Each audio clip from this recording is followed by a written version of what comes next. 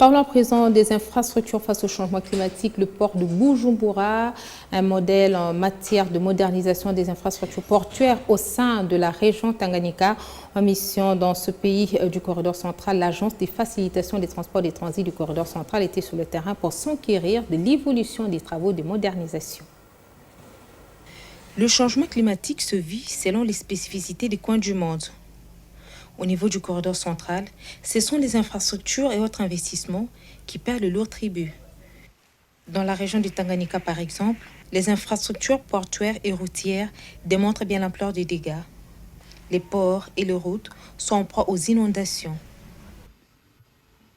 Lors de la visite d'inspection des travaux de modernisation du port de Bujumbura, le secrétaire exécutif accompagné de son équipe est revenu sur les dégâts causés par les changements climatiques et les dispositions prises. Durant les 2 ou 3 dernières années, nous observons des effets liés au changement climatique, surtout dans la région autour du lac Tanganyika, où les niveaux d'eau ont sensiblement monté, affectant infrastructures et tous les autres investissements autour du lac.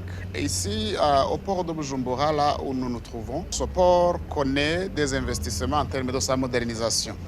Et nous venons d'avoir des explications de la société japonaise qui construit ce port, qu'ils ont tenu compte de ces changements et que du niveau d'eau de référence de 777 mètres comme niveau maximal, ils en ont tenu compte et vont ajouter un mètre pour faire 778 mètres comme altitude ou surélèvement de ces plateformes que nous voyons ici.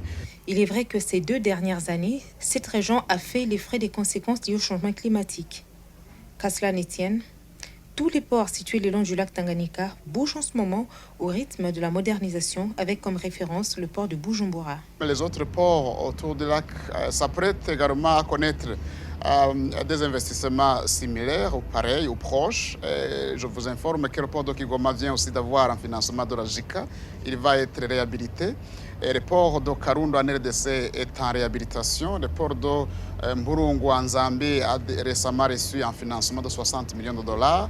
Et le port de Karema, un nouveau port en Tanzanie, est à sa phase de finalisation. Et le port de Karemi pourrait aussi suivre. Donc, tous les ports autour du lac sont dans un mouvement de réhabilitation.